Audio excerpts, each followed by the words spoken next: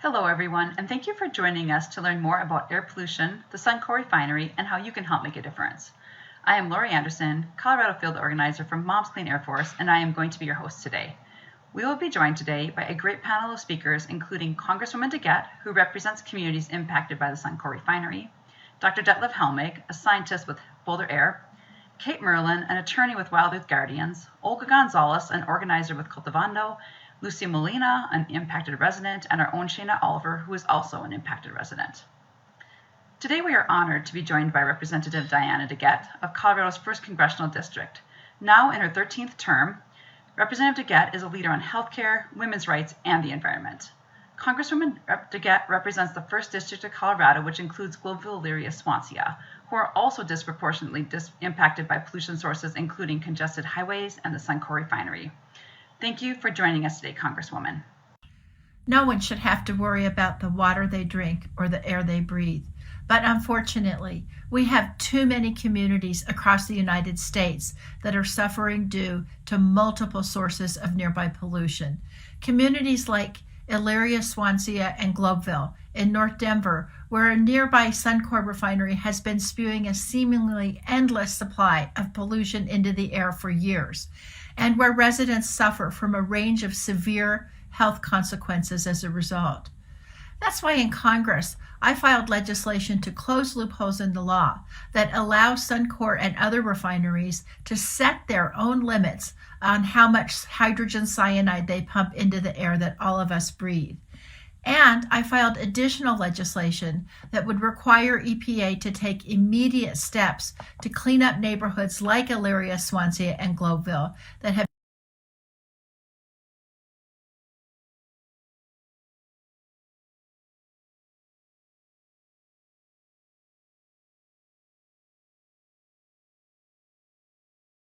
been forced to bear the brunt of these environmental violations for far too long.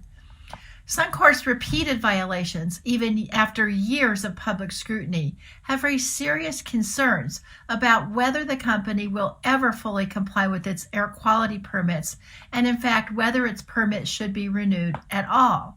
But at the very least, regulators need to take into account the cumulative health impacts of those living in Elyria, Swansea, and Globeville, not just from the Suncor refinery itself, but from the freeway, rail yard, and all of the other nearby industrial facilities combined. There should be independent monitoring of the air toxins leaving Suncor, and there should be zero tolerance for any future violations. Environmental justice is more than just a catchword people throw around. It should be a basic right that every American is entitled to. Thanks to everybody at Moms Clean Air Force for everything you do to help us in this fight. And keep up the good work. Thank you for your work, Congresswoman, for your strong leadership and for being such a powerful voice for your constituents. We appreciate your work introducing legislation, elevating the voice of your impacted constituents, and continuing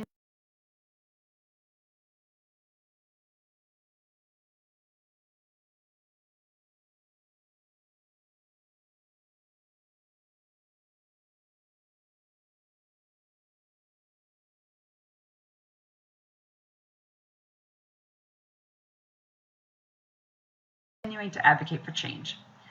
Our next guest today is Kate Merlin, who is an attorney with WildEarth Guardians Climate and Energy Program in Colorado, working to protect people and places from the climate crisis.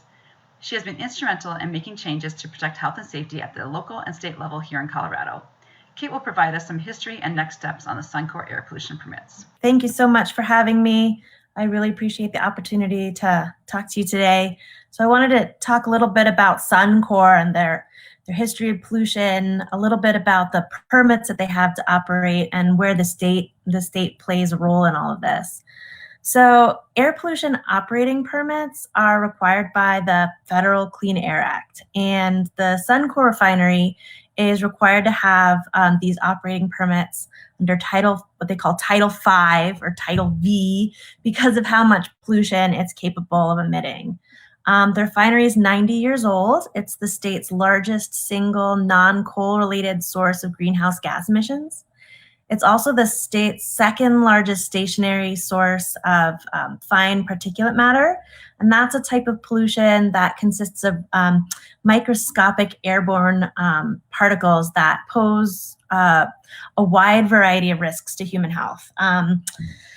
It is also the fourth largest source of VOC compounds, these volatile organic compounds which lead to ozone formation, and some of them are directly known to cause cancer.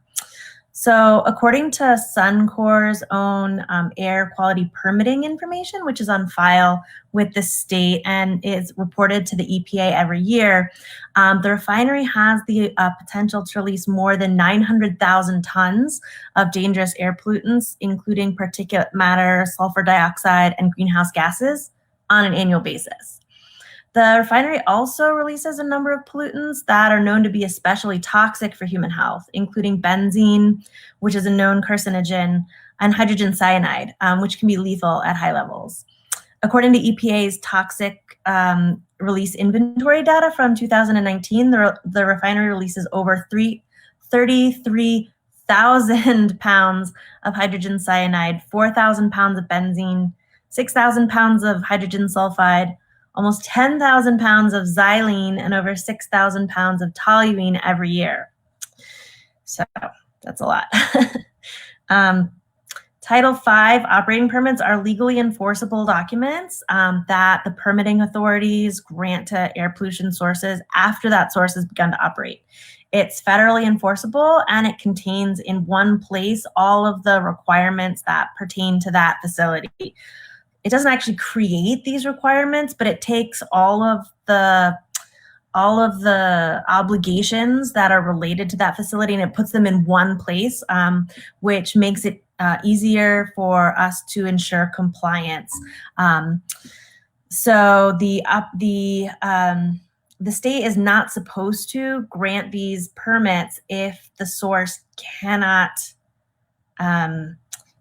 operate within those legal limits. So these sources aren't allowed to emit any air pollution unless they have a valid permit. And when the state issues a Title V permit, the terms of those permits have to include all of the requirements that apply to the source of pollution, as well as all of the conditions that are sufficient to assure that that source will operate in compliance with those requirements. So in order to do that, it has to contain a schedule of compliance. And if the source is out of compliance when the permit is issued, the permit also has to include a schedule of remedial measures, including an enforceable sequence of actions leading to compliance. So in Colorado, it's the Air Pollution Control Division that was given the power to issue these permits under the Colorado Air Act by the U.S. Environmental Protection Agency. The owners of sources with operating permits have to certify that the source is in compliance every year, and the division has to renew those permits every 5 years. The division has to deny the permit if it cannot ensure that a source will operate in compliance with the applicable requirements. Each operating permit that is issued is subject to public comment and offers the public an opportunity for hearing before the Colorado Air Quality Control Commission. So where the Suncor permits stand today? Well, Suncor actually operates under two Title V permits.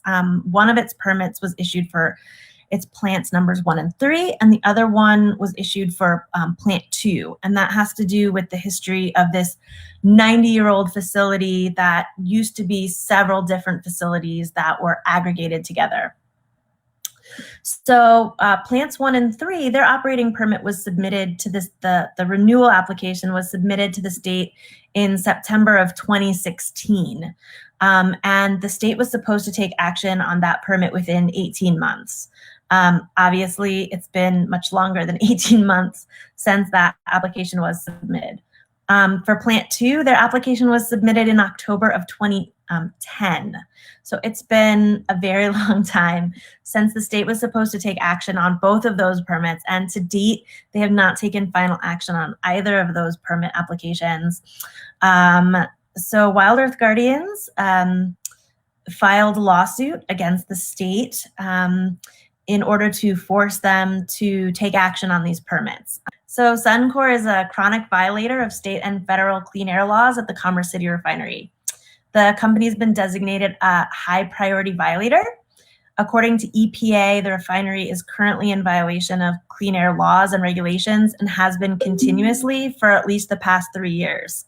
Even after settling with the division in 2020 over numerous air quality violations, the refinery continues to violate its permits and the Clean Air Act. So when WildEarth Guardians filed its lawsuit against Suncor for failing to take action on these really very radically overdue permits, the state argued that we were time barred on these actions, that we filed them too late. They said because they were 9 years overdue on one permit and almost 6 years overdue on the other, that we filed too late. We should have filed within 35 days of them missing the deadline, and they tried to kick us out of court. Unfortunately for them, federal law doesn't let them limit our access to the courts like that, and they had to back down from that argument. Colorado should be ashamed, deeply ashamed of the way it has ignored and neglected these vital laws that are supposed to protect the air that we all breathe. It affects every single person living in Denver, Boulder, and all the communities in and around the metro area, but it especially impacts the folks living in Commerce City. Commerce City has been described as being among the most polluted zip code in the United States. And the state is essentially doing nothing about it. They have telegraphed their intention to reissue these permits when they finally get around to it. And I just think it's astounding that they would consider doing that given the refinery's history of non-compliance with federal and state law. Thanks everyone for watching the presentation today and bringing your time and attention to this really important matter. The people in Colorado are being subjected to unlawful amounts of air pollution every day.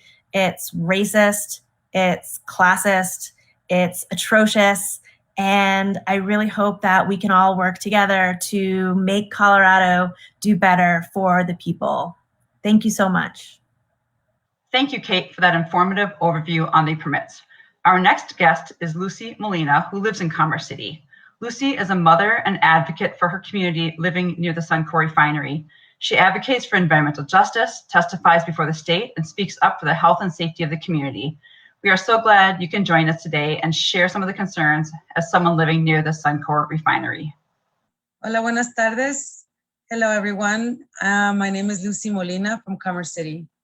And I'm speaking today as an impacted resident of one of the most polluted zip codes in the nation. We are in the shadows of the Suncor oil refinery, which I call my deadly neighbor. You know, it's only at a walking distance from even some schools and new schools here in Adams 14 district. Commerce City is one of the most polluted cities in the state of Colorado, where we have the Suncor oil refinery here in the south of Commerce City, and we also have the extraction up in the north of Commerce City, as well as the arsenal here in the center of Commerce City. So this is why I always call Commerce City an environmental vomit.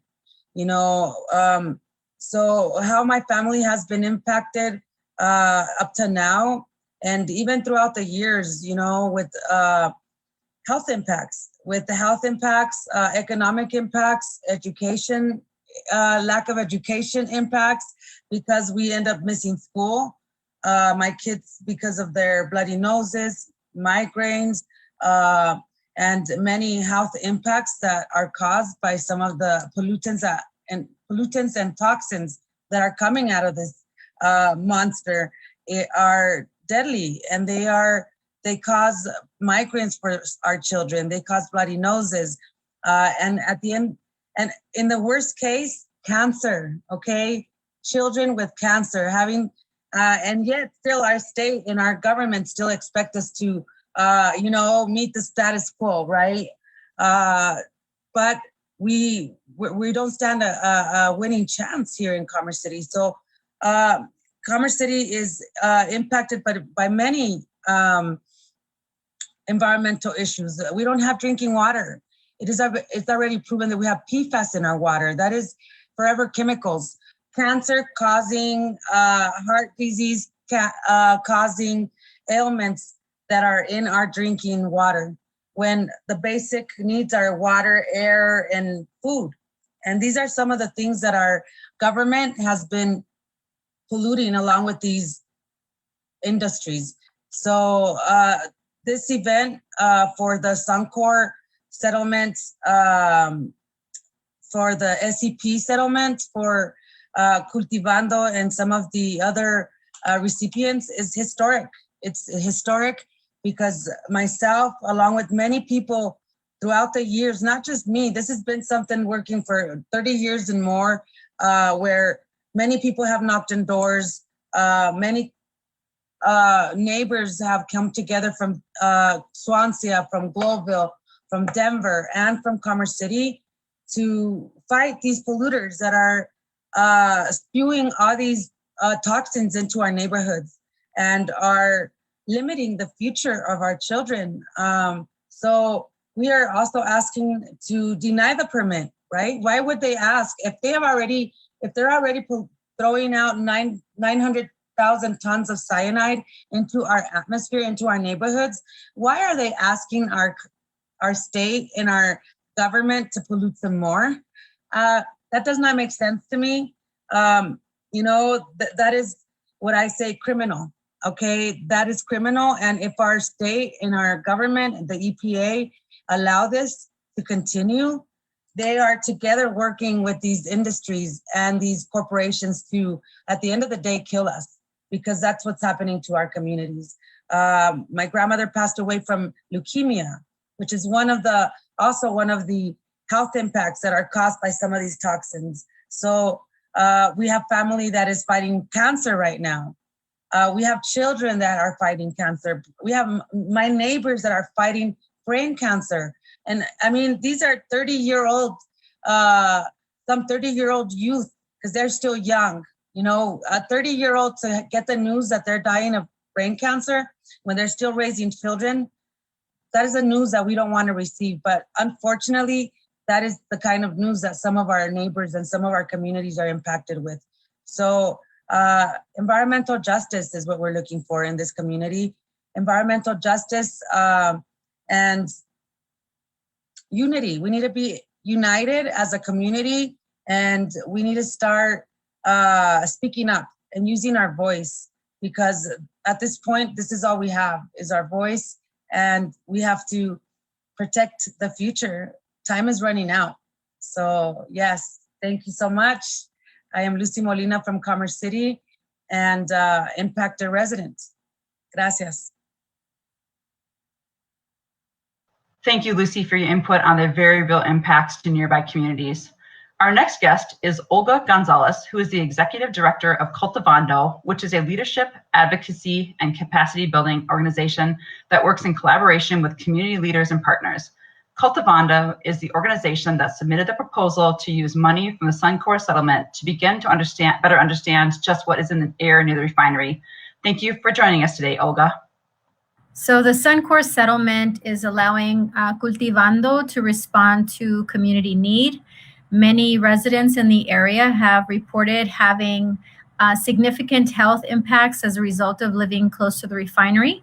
So they asked us to go ahead and apply for this Suncor settlement so that the funds could be used for many purposes, one being the installation of community-controlled air monitors. One monitor will be permanent. It will be detecting up to 50 toxics 24 hours a day, 7 days a week.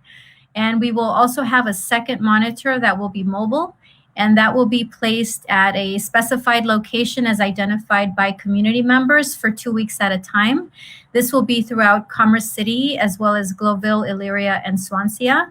And prior to this, the monitoring was done solely by Suncor, and it was intermittent and only measured up to 3 toxics. So ours will look at up to 50, including radioactive matter.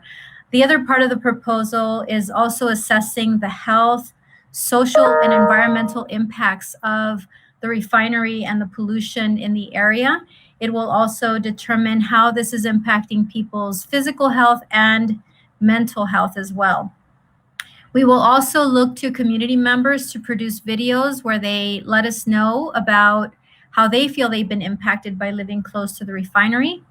We will be working with high school students who will be learning about environmental justice and learning how to install home-based air monitors.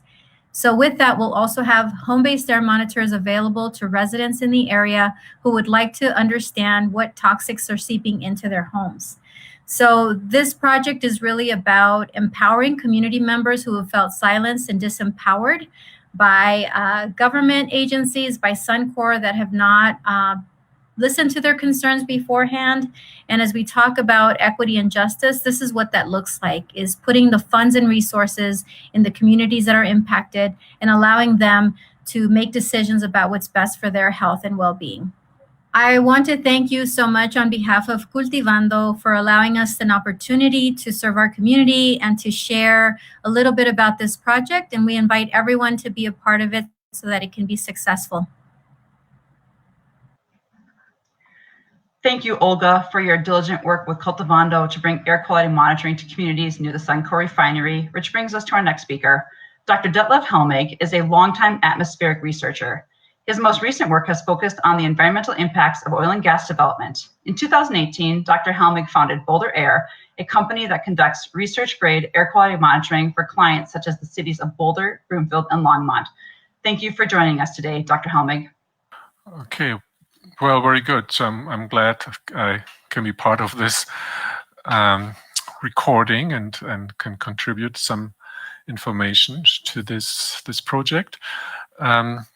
So to walk you through of my role in this, for the past 3 years, we've been contracted by several municipalities to provide air monitoring and interpretation of the data to councils and citizens.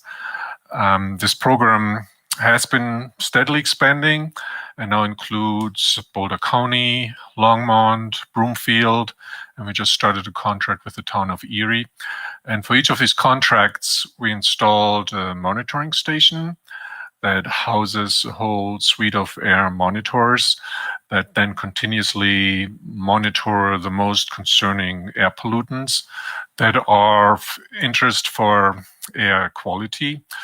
For some of these programs, we then also include climate gases, as there's interest to collect high quality data in order to assess the community's progress towards reducing their emissions and meeting climate and sustainability goals. So these measurements include a whole variety of gases and aerosols. These are ozone, nitrogen oxides, methane, then what we call speciated volatile organic compounds. Those are things like ethane, propane, benzene, toluene, and so forth. So we measure all these individually one by one. Then we measure carbon dioxide as a climate gas. One station includes hydrogen sulfide, and then also particulate matter. And then at each of these sites, we capture meteorology, and there's typically also a webcam to give users the an image of the current weather conditions at the site. So all of these measurements are reported in real time to the public. We built these public website portals so that citizens can follow air pollution situation in real time and make adjustments to their activities based on that information. And then we typically go a bit further than that, also providing reports and lectures to councils, citizens, and interested groups, presenting the data and interpretation. There's also been a growing group of colleagues, scientists, who have been utilizing these data for scientific research and even peer-reviewed publications that are now being written, submitted. Some already have been published. So I think it's fair to say that this wealth of monitoring data has made the Colorado Front Range one of the nation's hotspots in air quality monitoring and research. So right here. So now to the Suncor project. that's ramping up right now. So this will build on, but also then expand on this previous work as we will observe an even more comprehensive set of pollutants. So besides the measurements that I already mentioned earlier, there will also be monitoring of carbon monoxide, hydrogen cyanide, sulfur dioxide, and airborne radioactivity. So these measurements are particularly tailored towards previously raised concerns in regard to emissions from refineries. And in this context, this actually will be the first real-time monitoring of hydrogen cyanide and radioactivity. So we're very excited about this. And taken together, these will be the most measurements of air quality pollutants that have ever been done at a single site in Colorado, as far as I've been following it. So all of this monitoring will build on high accuracy, regulatory grade equipment and protocols so that data are indisputable, fully recognized by regulatory agencies. And then another important detail is that these measurements will be at high time resolution, as much as the monitoring equipment allows that, so that high time resolution, gives you very quick response.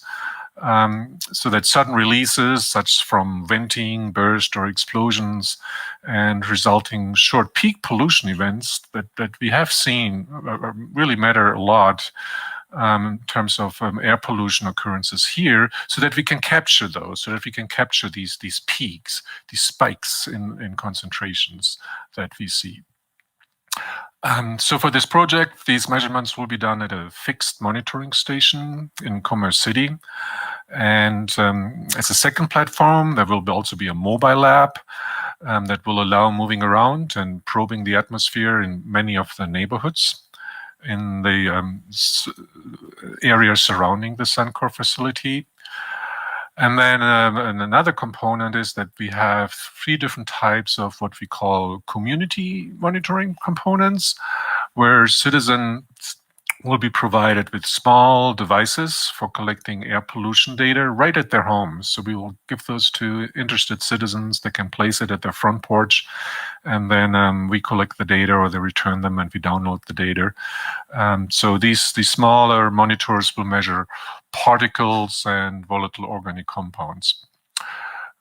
There's a full year planned of deployment for all of these different components. And similar to the already ongoing program with the municipalities along the Front Range, we will have a dedicated web portal where all of these monitoring data from the different measurements and platforms will be reported and explained to the community. And of course, we very much hope that this wealth of information will help both the citizens and operators to better understand air quality and climate impacts of emissions from the refinery, help building trust and directing the refinery towards a sustainable operation. So that's in a nutshell the program we are about to start here. And if anybody has questions on these monitoring aspects that are detailed, they're certainly welcome to contact me directly. I'll be happy to entertain those. Thank you, Dr. Helmig, for your incredible contribution to ongoing air quality research over the years and being a leader in Colorado as we gain further research on air quality. As you are learning more about the efforts to protect communities, you may wonder what can be done. Our next guest is Shayna Oliver, who is a field organizer for the Colorado chapter of Moms Clean Air Force. Shayna is an Indigenous people's rights advocate, working with the Latino community through Eco Madres and Moms Clean Air Force, and fighting for all children's right to breathe clean air. So yes, it's doing this community work is very important in regards to air quality monitoring, and the importance of having community engagement and involvement in this project is extremely important in bringing transparency to this community of what's being impacted on these communities' health, as well as the children's well-being in this community. And understanding what's in the air will help us lead to better policies and enforcement for communities like Commerce City, where we're experiencing this industries, Suncor Refineries industries, pollutants that's been ongoing for decades, and it's only been worsening our air quality here in the Front Range of Colorado, and which is why it's really important for us to take action and talking to our representatives on these issues and raising these concerns with our federal representatives that have the power to actually make these changes and address these concerns and tackle climate change was really what we really need here and what this community is striving for. And we want transparency for this community and improve the health of this community because they're being impacted on a daily basis. Children school ages are missing more school days than any other district. And it's not their fault. It's due to living in this community that they're experiencing uncontrollable nosebleeds, nausea, migraines, and the adults are experiencing having to go through chemo treatment as well as experiencing leukemia and different various cancers from brain cancer and having to go through heart surgery because they have heart issues. These are important concerns that we need to uplift these communities' voices in achieving change within our government to make these policies better protect our communities, and each children in this community deserves cleaner air and a livable future. And that's what it's really about in this project of pushing forward for transparency in communities like Commerce City and knowing what's in our air and knowing how it's impacting our health and our well-being, and as well as our children's developmental well-being. So with that, thank you for listening into this important conversation and what it means to be really engaging in community. Thank you. Thank you, Shayna, for your advocacy and information on ways we can all take action. Your work is truly inspiring. Thank you for joining us today to learn more about the Suncor Refinery and air pollution. For more information about the work Moms Clean Air Force is doing in Colorado and across the country, please visit our website at www.momscleanairforce.org. You can join our mailing list to keep up to date on the next steps for the Suncor air pollution permits and future opportunities to engage and learn more about this important work. We hope this information was informative, and thank you for joining us.